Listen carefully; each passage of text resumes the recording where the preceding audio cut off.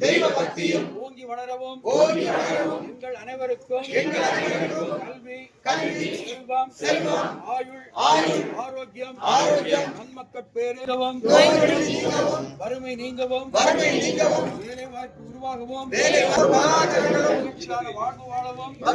வாழ்வு வாழவும் விட்டுக் கொடுக்கும் மனப்பான்மையும் அன்பு செலுத்தும் சக்தியும்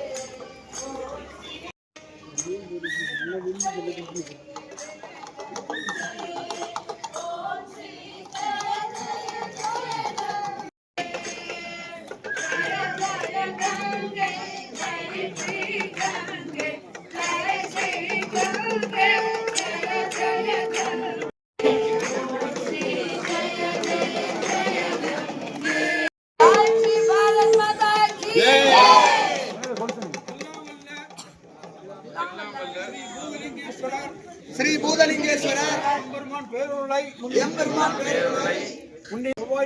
செவ்வாய்க்கிழமை தமிழ் வருடம் மாசி 19 பூர நட்சத்திரத்தில் சுபதினத்தில் கன்னியாகுமரி மாவட்டம் பூதப்பாண்டி பூதலிங்கேஸ்வரர் தீர்த்த தெப்பக்குளத்தில் எம்பெருமான் முன்னிலையில் குழுமியிருக்கும் இறை பக்தர்களும் தேச பக்தர்களும் ஆகிய நாங்கள் ஏற்கும் சங்கல்பம் ஸ்ரீ பூதலிங்க குழந்தைகளாகிய நாங்கள் கன்னியாகுமரி மாவட்டம் தோவாளை ஒன்றியம் பூதப்பாண்டி பகுதியிலே அமைந்திருக்கக்கூடிய பூதப்பாண்டி அருள்மிகு பூதலிங்க சுவாமி திருக்கோவில் வளாகத்தில் அமைந்திருக்கக்கூடிய தெப்பக்குளத்திற்கு இன்றைய தினம் பூதப்பாண்டி அருள்மிகு பூதலிங்க சுவாமி பக்தர்கள் சேவா சங்கம் சார்பாக ஒரு மகா ஆரத்தியானது பௌர்ணமி தினத்தை முன்னிட்டு எடுப்பதாக திட்டமிடப்பட்டிருந்தது. இந்து விரோத திமுக அரசின் இந்து விரோத செயலாக அனுமதி மறுக்கப்பட்டதின் காரணமாக பூதலிங்கசாமி திருக்கோயில் வளாகத்தில் அமைந்துள்ள தெப்பக்குளத்திற்கு ஆரத்தி எடுக்கக்கூடாது என்று அனுமதி மறுத்ததின் காரணமாக இன்றைய தினம் அந்த தெப்பக்குளத்தில் இருக்கக்கூடிய நீர்நிலை எடுத்து வந்து அருகில் உள்ள மண்டபத்தில் வைத்து மகா ஆரத்தியானது தற்போது நடைபெற்றுக் கொண்டிருக்கின்றது.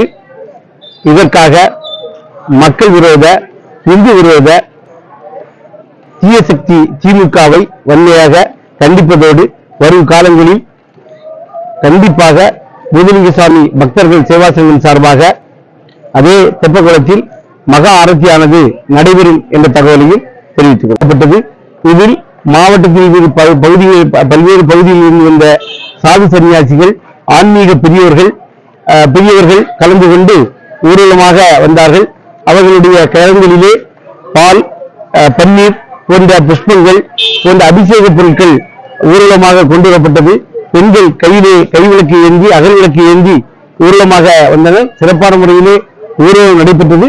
ஆனால் இந்த ஆரத்திக்கு மட்டும் அனுமதி மறுக்கப்பட்டதன் காரணமாக இந்த கலையரங்கத்தில் வைத்து நடைபெற்றுக் கொண்டிருக்கிறது. வன்மையாக கண்டிப்பதோடு தொடர்ந்து வரும் காலங்களில் கண்டிப்பாக இந்த ஆரத்தி நிகழ்ச்சியானது பொதுமக்கள் ஆதரவோடு, பக்தர்கள் ஆதரவோடு தெப்பக்குளத்தில் அதே இடத்தில் நடைபெறும் என்ற தகவலை தெரிவித்துக் கொள்ளுங்கள்.